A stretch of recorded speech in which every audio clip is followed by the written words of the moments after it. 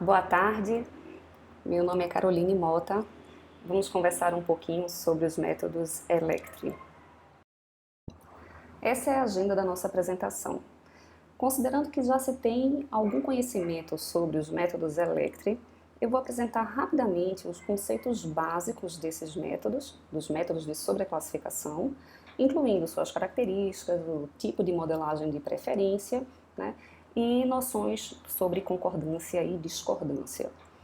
Vou falar um pouco sobre o método Electri 2, rapidamente, para que possamos então confrontar com os métodos Electri 3, 4 e TRI, que serão destacados aqui. Logo em seguida, vou falar um pouquinho sobre algumas extensões, né, dos métodos da família Electri, dado que são métodos bem conhecidos, né, bem aceitos. E ao final, eu trago algumas aplicações, né, destacando, na verdade, a vantagem do uso dessa abordagem. E também algumas referências sobre novos procedimentos associados aos métodos. Os métodos da família Electri são considerados métodos do tipo outranking, que em português são chamados de sobreclassificação ou superação. Esses métodos constroem uma relação de sobreclassificação baseada na comparação par a par de ações e exploram essas relações para verificar se há evidências que favorecem uma ação sobre outra ação. Eles baseiam-se no princípio da maioria para fornecer uma recomendação. Têm sido aplicados a uma série de problemas reais, uma vez que avalia o compromisso entre diferentes objetivos ou diferentes pontos de vista, incluindo aspectos sociais, econômicos, ambientais, políticos, dentre outros. Permite diferentes tipos de recomendações ao decisor, incluindo a seleção de um conjunto de ações, ordenação ou classificações dessas ações. Assim, os métodos de sobreclassificação representam bem os diferentes problemas de decisão que são encontrados e geralmente requerem menos informação dos decisores para fornecer uma recomendação. Isso quando comparado a alguns outros métodos, como o caso do modelo aditivo, né, ou MALT, por exemplo. Dentre os mais conhecidos métodos, né, são os métodos Electri e o Prométhée, né, que são muitas vezes associados à chamada escola francesa, uma vez que foram concebidos por pesquisadores da França, mas atualmente novas abordagens e extensões dos métodos têm sido propostos por vários estudiosos de diversos países. Como principal característica, os métodos são considerados não compensatórios, o que significa que favorecem soluções bem balanceadas, isso é, com um bom compromisso entre os critérios, né, do problema de decisão. O método também permite o tratamento da subjetividade e o uso de diferentes escalas de avaliação, incluindo avaliações qualitativas ou quantitativas, né? Inclusive, diferentes edições do método são mais favoráveis a um ou outro tipo de escala, como veremos a seguir. O método não constrói uma função de valor ou uma, né, função única de agregação, como nos modelos aditivos, de tal forma que ele não associa um valor, um score, ao final, né, de cada uma das ações para poder fornecer uma recomendação. Isso faz com que os métodos não levem em consideração o desempenho intrínseco das ações, ou seja, a magnitude da diferença quando comparamos duas ações em cada critério, baseando-se então nas evidências de que uma ação supera ou não a outra. Essa característica faz com que os pesos nesse tipo de modelagem representem a noção de importância relativa entre os critérios. Apesar da vasta aplicabilidade, a escolha dos métodos multicritério é um tema bastante relevante. Assim, um ponto fundamental dos métodos outranking é que não se assume a transitividade das relações e inclui na modelagem situações de incomparabilidade entre duas ações. É por isso que esses métodos requerem menos informações dos decisores, modelando situações de hesitação desses decisores. Porém, isso pode resultar em recomendações mais vagas, como é o caso de ordens parciais, em que não é possível comparar algumas ações. Apenas para relembrar, Temos três possibilidades para o nosso sistema básico de relações de preferências. Esse sistema consiste num processo implícito ou explícito, tal que para cada par de ações podemos associar uma e apenas uma das relações de preferência, indiferença ou incomparabilidade. Como notação, nós temos as ações ou alternativas, o conjunto A, as consequências dessas ações em cada um dos critérios, atributos ou pontos de vista, chamados de F, e a modelagem de um ou mais sistemas de relação de preferências. Vamos considerar, por simplificação, que os nossos critérios são todos do tipo maximização, e aí, nosso problema, monta-se uma matriz de decisão. Tendo a matriz de decisão, como podemos fornecer uma recomendação usando o Electri? Bom, isso vai depender do conceito de sobreclassificação. Os métodos Electri fundamentam-se na construção dessa relação de sobreclassificação, que incorpora as preferências do decisor diante dos problemas e das alternativas disponíveis. Ou seja, o método usa a relação de sobreclassificação para eliminar as alternativas que são consideradas dominadas. Temos então duas fases. Na primeira fase, faz-se a construção dessa relação de sobreclassificação, utilizando uma relação binária, ao comparar duas alternativas, isso para todas as alternativas. E então, na fase 2, busca-se explorar essas relações para se gerar uma recomendação. Então, só lembrando que essa relação de sobreclassificação, ela diz que se uma ação sobreclassifica outra, é porque existem argumentos suficientes para se decidir que uma ação A é pelo menos tão boa quanto B. Como então construímos as relações de sobreclassificação entre as duas ações? Essa relação é construída a partir das evidências dos critérios que favorecem uma dada ação. Assim, dizemos que uma ação sobreclassifica a outra se ela é tão boa quanto essa outra para um subconjunto suficiente de critérios, refletido pela soma dos pesos desses critérios. E não sobreclassifica se, por outro lado, ela é significativamente pior em algum critério.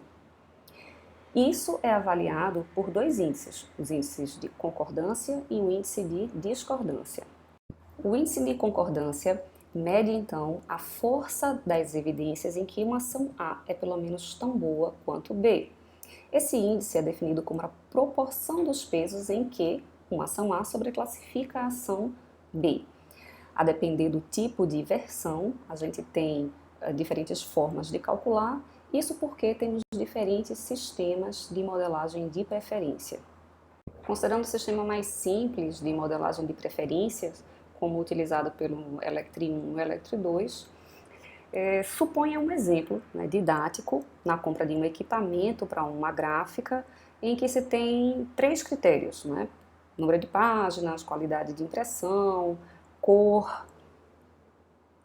Nesse exemplo, vamos focar um pouco no princípio da concordância. Então, suponha que temos essa matriz de decisão, duas ações A e B, com essas avaliações nos três critérios. Para simplificar, também vamos considerar que os pesos dos critérios são iguais. O que podemos observar? No critério 1, a ação B parece bem mais interessante do que a ação A, então dizemos que a ação B sobreclassifica a ação A no critério 1. No critério 2, a ação A sobreclassifica a ação B, e no critério 3, a ação A também sobreclassifica a ação B. Com base nessas evidências, podemos então montar nosso índice de concordância entre A e B. Avaliando a concordância, parece que A sobreclassifica B, dado que temos forte evidência, ou seja, A sobreclassifica B em 2/3 dos critérios. Mas será que podemos afirmar que B sobreclassifica A, dado que B sobreclassifica A em apenas um critério? Parece que as evidências não são suficientes. Suponha agora uma nova situação. Está tudo igual, mas o desempenho de B aumentou de 15 para 35. Qual o impacto disso na concordância? Observamos então que nada mudou. A afirmação de que A é tão boa quanto B se mantém. Porém, algum decisor pode não se sentir muito confortável com essa análise. Vamos ver depois em seguida o que pode ser feito nesses casos. É por isso que avaliamos também o voto contrário da minoria, que é dado pelo índice de discordância. Esse índice mede a força da evidência contrária à afirmação de que uma ação A sobreclassifica a ação B. Ou seja, quando o desempenho de uma alternativa é muito superior à outra, pode-se vetar a superação. Ao comparar duas ações A e B, utilizando, por exemplo, a Electri 1 ou 2, a discordância ela é dada pela maior diferença relativa entre B e A para os critérios em que B é melhor do que A. Rapidamente, no nosso exemplo, ao avaliar a discordância, observamos que não há oposição em relação à sobreclassificação de A por B, avaliando o critério em que B é estritamente melhor do que A. Porém, na situação modificada, observando o critério em que B é estritamente melhor do que A, pode sim haver oposição da relação que A sobreclassifica B. Então, em resumo, todos os métodos da família Electri baseiam-se no princípio da concordância e discordância para avaliar as evidências da relação de sobreclassificação. Os métodos se adequam a uma série de problemáticas e sistemas de modelagem de preferência. Os métodos Electri 1 e 2 utilizam um sistema mais simples de modelagem de preferências, enquanto as outras versões utilizam um sistema de modelagem mais complexo, em que é possível introduzir alguns limiares de preferência e indiferença, que veremos mais a seguir. Então, apenas relembrando, o Electri 1 tem por objetivo escolher o menor conjunto de ações à linha, consideradas as melhores ações, do conjunto total de alternativas, utilizando como base o conceito de kernel. Usando o conceito de kernel, qualquer ação que esteja fora do conjunto de ações escolhido, o conjunto à linha, é sobreclassificada por pelo menos uma ação de A'. Os índices de concordância e discordância são então usados para construir uma relação de sobreclassificação, baseando-se em dois limiares, um de concordância, C, e o de discordância, D. Já o Electri 2 utiliza o mesmo sistema de modelagem do Electri 1, mas tem por objetivo a ordenação, ou seja, ajuda a ordenar as ações em ordem decrescente de preferência, construindo um procedimento de ordenação. A construção segue o mesmo modo do Electri 1, entretanto, para chegar a uma ordem, constrói-se duas relações de sobreclassificação, a relação de sobreclassificação forte e a relação de sobreclassificação fraca. Assim, são definidos 4 limiares, 2 limiares de concordância e mais 2 limiares de discordância, assumindo, por exemplo, que o limiar de concordância forte tem que ser maior que o limiar de concordância fraco. Em seguida, tem-se um processo de distilação, que é um processo interativo para que se chegue à ordenação final. Os limiares de concordância e discordância são então usados para avaliar a relação de sobreclassificação forte e fraca. Então, no caso da relação forte, uma alternativa A sobreclassifica fortemente uma alternativa B se o índice de concordância de A em relação a B for maior que o limiar de concordância, o índice de discordância for menor que esse limiar forte de discordância, e adicionalmente, para que se evitem circuitos no processo, ou seja, uma situação de indiferença, verifica-se ainda se o somatório dos pesos em que o desempenho da alternativa A é maior que o somatório dos pesos da alternativa B.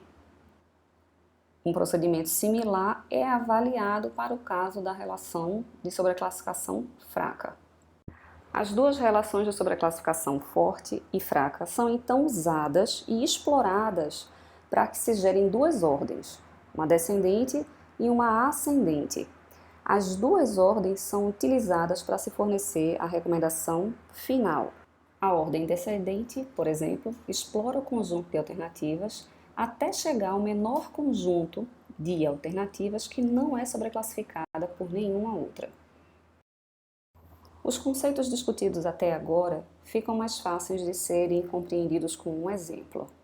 Esse problema foi retirado da literatura mais didática sobre os métodos Electri, embora tenha-se vários exemplos práticos. Observa-se que, por simplificação, já partimos da matriz de decisão, em que procura-se o local mais adequado para a implantação de um novo negócio, sendo, então, pré-estabelecidos os seguintes países e cidades correspondentes, que são avaliados por dois conjuntos de critérios, um que avalia aspectos pessoais da carreira e outro potencial de negócio, totalizando então 6 critérios. Observe ainda que os métodos Electri 1 e 2 são muito utilizados quando se tem avaliações qualitativas das ações disponíveis, nesse caso, as cidades. Com base nas avaliações das cidades, nos critérios elencados, calcula-se os índices de concordância e discordância. Para gerar a relação sobre a classificação, foi definido o índice de concordância forte de 0,8, o de concordância fraca de 0,7, e a gente observa que as relações que são validadas estão em negrito.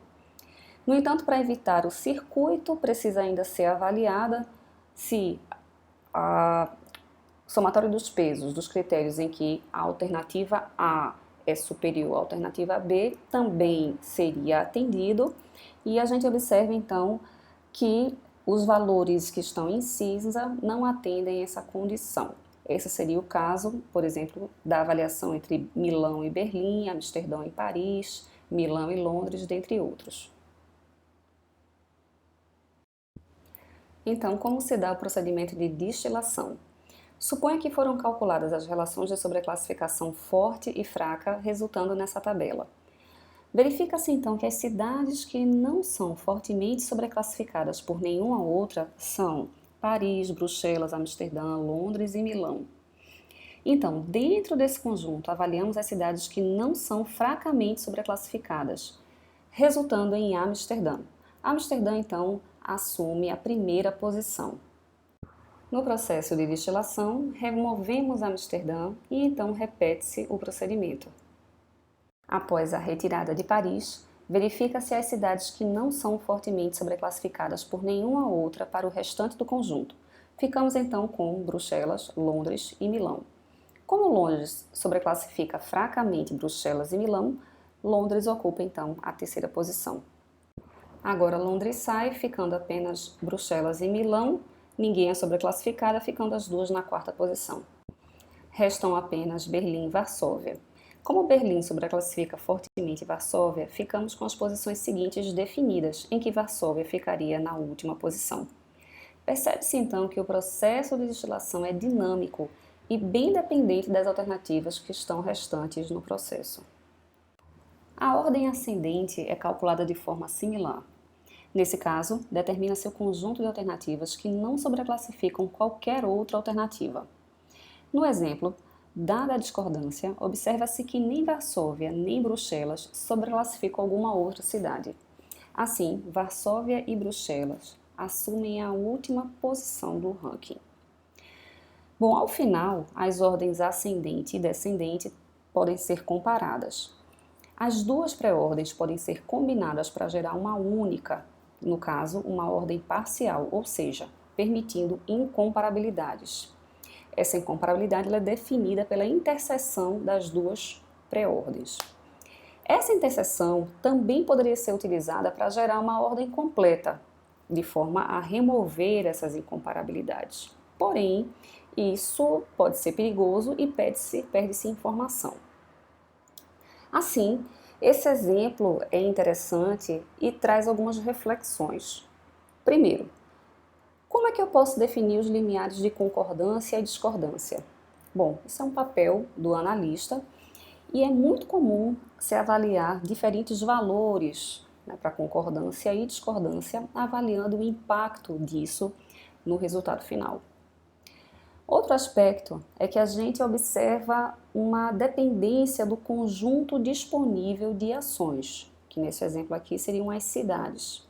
Então, observa-se que a introdução ou a eliminação das alternativas altera as afirmações e as evidências na construção dessas relações de sobreclassificação. Vamos falar um pouco agora sobre o Electri 3. No caso, o Electri 3 também tem por recomendação ordenação das alternativas. Assim como o Electri 2, ajuda a ordenar as ações da mais interessante para a pior, e no caso da ordenação, algumas posições podem ter empates, chamados de classes de equivalência. Então, um ponto interessante aqui no caso do Electri 3 é que inclui situações de hesitação na modelagem de preferências, ou seja, inclui na modelagem dois limites de preferência e indiferença, em que se tem uma situação, por exemplo, de preferência fraca. Utiliza-se a noção de pseudocritério, que modela situações de preferência estrita, preferência fraca e indiferença, discutida em momento anterior. O método tem sido utilizado quando se tem critérios com avaliações tanto qualitativas quanto quantitativas, em que, ao comparar duas ações A e B, nas diferenças de avaliação é introduzida a ideia dos limiares de preferência, P, e indiferença, Q, na modelagem, levando a uma zona de hesitação, que a gente chama de Q, no caso, a preferência fraca. Um exemplo típico das situações de ambiguidade ou hesitação é o caso da adição de açúcar na xícara de chá. Ao comparar duas situações com um acréscimo de apenas 1 grão de açúcar, o decisor pode não perceber a diferença entre as opções. Isso, claro, para quem gosta de açúcar no chá. Entretanto, nota-se uma diferença quando se tem a adição de 2 ou mais grãos. Então, a relevância desses limiares está na consideração do poder de voto do critério, em que a contribuição do peso do critério é então reduzida quando se tem alguma ambiguidade, ou seja, não é considerado o peso total. Como essa situação é introduzida na modelagem? A representação matemática das relações é dada na figura. Ao comparar duas ações A e B, percebe-se uma zona de hesitação em que é introduzida pela ideia dos limiares de preferência e indiferença na modelagem, levando a uma zona de preferência fraca, em que não se tem evidências claras da preferência estrita ou da indiferença. O limiar de indiferença, por exemplo, num dado critério, representa a maior diferença de desempenho entre as duas ações A e B, para a qual se apresenta uma situação de indiferença. Já o limiar de preferência, num dado critério, representa a pequena diferença de desempenho entre A e B, em que ocorre uma situação de preferência. Assim como no Electri 1 e 2, tem-se os índices de concordância e discordância, lembrando que a concordância mede a relativa vantagem de uma alternativa sobre as outras. Porém, dadas as situações de ambiguidade ou imprecisão, ao comparar duas ações A e B, ao avaliar se uma alternativa sobreclassifica a outra, ou seja, se uma alternativa é tão boa quanto a outra, na dúvida, considera-se apenas parte dos pesos. Ou seja, considero todo o voto do critério quando tem evidências de que a ação A sobreclassifica a ação B, e apenas parte dos pesos quando não posso refutar essa possibilidade. Essa situação pode ser representada pelo índice de concordância parcial, que é avaliado em cada critério. Essa figura representa a situação da concordância parcial. Nesse caso, A é pelo menos tão boa quanto B, de acordo com um dado critério J, se não há sequer uma fraca preferência de B por A. Por outro lado, se B é estritamente preferível a A em um dado critério, então A definitivamente não sobreclassifica B de acordo com esse critério. Ou seja, o índice de concordância de A para B seria 0. Ou seja, tem-se evidências claras de que A não sobreclassifica B nesse critério. Quando a alternativa B é fracamente preferível, mas não estritamente preferível a A, então a evidência fica ambígua. e o valor do índice de concordância parcial recai entre 0 e 1. Em resumo, os critérios podem ser classificados em 3 grupos. Aqueles que são opostos, ou seja, em que o índice de concordância parcial vai ser nulo, 0. Aqueles que são a favor da afirmação de que A sobreclassifica B sem nenhuma reserva, então o índice de concordância parcial será 1. E aqueles que hesitam entre a indiferença e a oposição. Então o índice de concordância fica no intervalo entre 0 e 1. Voltando ao exemplo didático. Suponha agora os limiares de preferência e indiferença P e Q como na tabela. Ao comparar A e B no critério G1, tem-se que B sobreclassifica A, mas A não sobreclassifica B, dado que a diferença de B para A é grande. Assume-se então todo o peso de G1 ao comparar B com A e nada ao comparar A com B, como na tabela direita que reflete a concordância parcial. Suponha agora as seguintes avaliações entre A e B. A diferença agora diminuiu. Entramos numa zona de hesitação, dado que a diferença de avaliação entre A e B em G1 é pequena. Podemos então afirmar que B sobreclassifica A, mas não se tem informação suficiente para refutar que A sobreclassifica B, dado que B é fracamente preferível a A, o que poderia levar a uma situação de indiferença entre A e B. A diferença de avaliação entre A e B em G1 é pequena. É interessante pensar nessas situações ao comparar duas ações e seus efeitos quando se precisa fornecer uma recomendação, dado que o método baseia-se apenas em evidências para afirmar que uma ação sobreclassifica a outra. Índice de discordância. A afirmação que A sobreclassifica B não pode ser validada se uma minoria dos critérios está fortemente contra essa afirmação. As situações de hesitação também são refletidas no índice de discordância, isso é, quando se procura evidências contrárias à sobreclassificação de A por B. Aqui define-se o limiar de veto, em que a partir desse valor tem-se claras evidências de que o critério é fortemente oposto à afirmação de que A sobreclassifica B. Ou seja, a sobreclassificação de A por B é vetada se o desempenho de B exceder o de A por uma quantidade maior que o limiar de veto para um dado critério. Então, quando a diferença entre A e B é grande, porém menor que o veto, tem-se situações de ambiguidade, em que a discordância de A por B recai entre 0 e 1. Quando não é definido o limiar de veto, então a discordância entre A e B seria nula para todos os pares de alternativa. O Electri 3 considera aspectos similares ao conceito de conjuntos fuzzy. Constrói então uma relação de sobreclassificação valorada associando um índice de credibilidade às alternativas. Isso é, encontra uma medida de valor para representar as evidências de que uma ação sobreclassifica a outra. O índice baseia-se no índice de concordância, sendo então ponderado pela discordância, como nessa expressão. Ou seja, quando existem critérios discordantes, o índice de concordância é modificado para se chegar a um índice de credibilidade que é em menor valor. Se a discordância for 1, então o índice de credibilidade será nulo. Como podemos interpretar esse índice? É um indicador de ordem de magnitude da afirmação que A sobreclassifica B.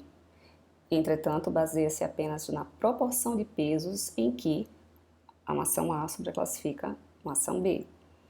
Assim, define-se um novo parâmetro chamado de limiar de preferência.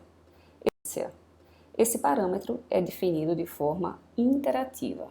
Assim, a exploração da relação de sobreclassificação é então dada pela condição de que o índice de credibilidade é maior que esse limiar de preferência e que o limiar de preferência, da relação oposta, por exemplo, de B sobre A, não seria grande o suficiente.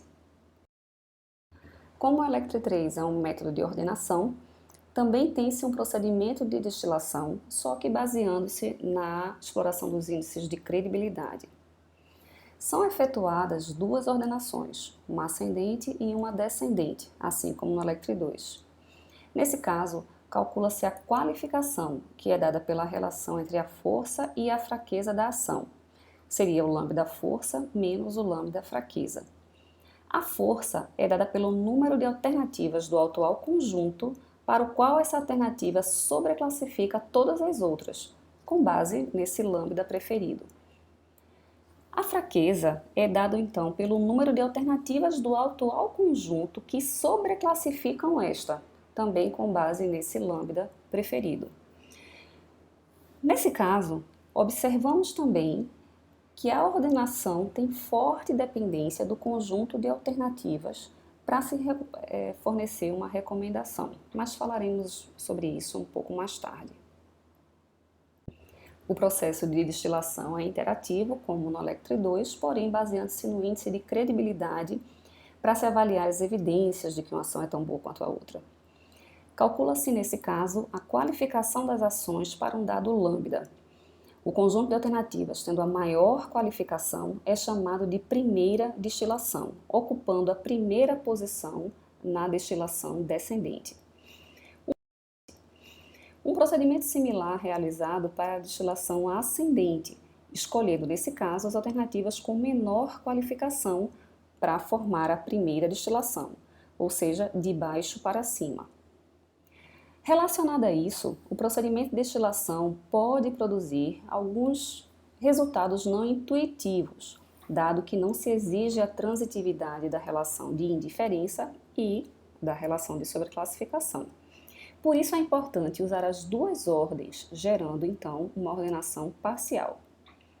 Novamente, percebemos que os resultados dependem de todas as alternativas e a adição ou retirada de uma pode alterar as evidências de preferência entre as alternativas. Voltando ao problema da localização. No exemplo, as avaliações entre as cidades é representada por um valor numérico. São definidos os limiares de indiferença, preferência e veto para cada critério, e observa-se ainda que não há veto para todos os critérios. Ao comparar duas cidades, por exemplo, Berlim e Milão, percebe-se situações de hesitação, quando, por exemplo, a diferença de avaliação ela é pequena. Isso é o caso do critério setor público. A diferença de avaliação entre as cidades é de 5, ou seja, menor que o índice de preferência que foi definido como 15, entrando, por exemplo, nessa zona em que não se pode refutar que uma cidade sobreclassifica a outra cidade. Assim, um ponto importante nessas aplicações com Electri é como podemos definir esses limiares. Por exemplo, pode-se definir um valor alto para esse limiar de indiferença e qual seria o impacto disso no modelo? Outro aspecto é a condição básica que deve ser imposta. O limiar de indiferença precisa ser menor que o de preferência, que deve ser menor do que o de veto. Então, novamente, é preciso ter conhecimento do método para sua efetiva aplicação. Avaliando a discordância para outros pares, observa-se, por exemplo, como ocorre com Berlim e Amsterdã. No caso do setor público, Berlim é inferior a Amsterdã, mas a diferença é menor que o veto e um pouco maior que a preferência. Os índices de concordância e discordância são então utilizados para avaliar o índice de credibilidade. As tabelas demonstram os índices de concordância e o índice de credibilidade, tendo seus valores ponderados pela discordância. Esse é o exemplo do par Berlim-Amsterdã. O índice de credibilidade será, então, igual ao de concordância se não houver discordância. Quando existem critérios discordantes, o índice de concordância é, então, modificado para se chegar a um índice de credibilidade que é em menor valor. De forma similar, inicia esse processo de destilação no Electri 3. Fica de exercício para cada um chegar às ordens finais, mas podemos destacar alguns pontos. O processo é interativo, define-se o valor máximo do índice de credibilidade, chamado de lambda máximo, que vai ser dado pelo maior índice de credibilidade encontrado. em que a maximização ela é feita sobre o atual conjunto de alternativas sob consideração. Ao ser eliminado um conjunto com a primeira destilação, tem-se um outro valor para esse lambda máximo e também para o lambda preferido. Calcula-se então a força e a fraqueza de cada ação e percebe-se que o desempenho das ações, ou seja, o valor intrínseco dessas ações, ele não é refletido no procedimento. Trabalha-se apenas com o princípio da maioria, ou seja, o voto dos critérios. Avalia-se a força e a fraqueza de cada ação para encontrar a qualificação. Nesse exemplo, Milão supera as demais com maior qualificação, compondo então a primeira destilação. A relação de força e fraqueza de cada uma das cidades pode ser visualizada por esse grafo, em que a gente percebe que Milão sobreclassifica Londres, Berlim e Varsóvia e não é sobreclassificado por nenhuma outra. Assim, Milão tem força 3, fraqueza 0 e qualificação 3. Continuando o processo de destilação, retira-se Milão e repete-se o procedimento. Percebe-se que os valores de lambda serão alterados, assim como o lambda força e o lambda fraqueza de cada uma das ações, o que vai alterar o resultado da qualificação. Continuando o procedimento, observamos que para esse gráfico, Amsterdã assume a segunda posição, com qualificação 4, e é então retirada do conjunto. Fazendo uma breve avaliação desse grafo, Paris seria uma segunda possível candidata. Paris tem força 3 e fraqueza 1, o que daria uma qualificação de 2. Após a retirada de Amsterdã, Paris seria uma possível candidata. Porém, uma vez retirado Amsterdã, haverá uma nova avaliação para o nosso lambda preferido, nosso lambda máximo, em que outras setas poderiam ser formadas. Então, precisaria recalcular tudo de novo. Assim como no Electre 2, o Electre 3 também gera uma ordem parcial, ou seja, ao final, as duas ordens, a ascendente e a descendente, são comparadas e são combinadas para gerar uma única, que será essa ordem parcial, permitindo incomparabilidade. Alguns comentários. O Electre 3 permite uma avaliação mais sofisticada que o Electre 2, mais realista em termos de modelagens de preferência. O analista, que guia o decisor, precisa avaliar como cada critério será modelado, analisando o tipo de escala, a imprecisão da informação, a necessidade de veto. Novamente, os limiares de preferência, indiferença e veto podem ser de difícil interpretação para usuários não treinados. O procedimento de agregação pode até parecer obscuro, dado que se baseia na comparação entre pares disponíveis de alternativa. Porém, não se tem uma função única que associa um valor a uma ação. Essa é outra questão importante a ser refletida. Não devemos realizar operações numéricas com os índices de credibilidade a posteriori, por exemplo, para definir um portfólio de ações. Outro ponto de reflexão. Não exige-se do decisor a comparação par a par entre alternativas. Essa comparação é dada pelo algoritmo, uma vez definidos os parâmetros do modelo. Assim, como implicação, não se exige muito esforço do decisor na comparação entre as ações, como seria no caso do HP. Finalizando os métodos da família Electre, que tem por objetivo a ordenação, temos o Electre 4. Este foi desenvolvido para os casos em que há dificuldade em se especificar o peso do critério. Também visa a ordenação, como comentado, com a modelagem de pseudocritério, ou seja, similar ao Electre 3, em que são especificados os limiares de preferência, indiferença e veto para cada um dos critérios. O procedimento também se baseia em destilação. Bom, mas dado que não se tem peso, como isso pode ser feito, né? Dado que tudo depende dos pesos, dado que a nossa relação de sobreclassificação depende da força da maioria, ou seja, da força do voto do critério. Nesse caso, a força da relação de classificação ela é então definida por uma referência direta ao desempenho das alternativas, avaliando algumas condições. A exploração das relações de sobreclassificação segue o padrão do Electri 3, o padrão de destilação, porém é um pouco mais simples, já que só se tem 2 níveis de sobreclassificação. A determinação dos pesos tem sido uma preocupação entre os pesquisadores, né? E o Electri 4 evita esse problema, assumindo que não há a relação de importância relativa maior ou menor. Isso não significa que todos os critérios tenham a mesma importância, mas que nenhum deva ser negligenciado pelo outro. O Electri 4H amplia o Electri 4, incluindo um limiar de sobreclassificação na análise.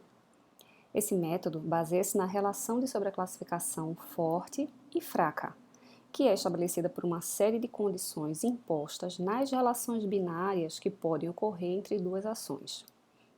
Então, por exemplo, para que A sobreclassifique fortemente B, assume-se uma série de condições restritivas. A primeira condição é que, para todos os critérios, não ocorra a relação de preferência estrita contrária, ou seja, que não ocorra B sendo preferível estritamente a A. A segunda condição verifica se o conjunto de critérios a favor de A é maior ou igual ao conjunto de critérios em favor de B, que estaria relacionado ao princípio da concordância. E, adicionalmente, insere-se o limiar de sobreclassificação, representado por lambda F, nessa avaliação.